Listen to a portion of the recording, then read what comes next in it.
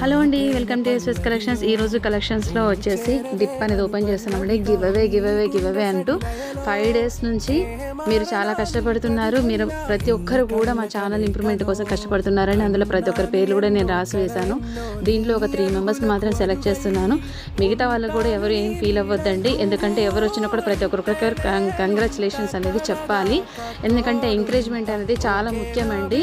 ఈరోజు వాళ్ళు విన్ అయ్యారు, రేపు మీరు విన్ అవుతారు. అండ్ శిరీష గంప గారు 3rd విన్నర్గా ఎంపికయ్యారండి.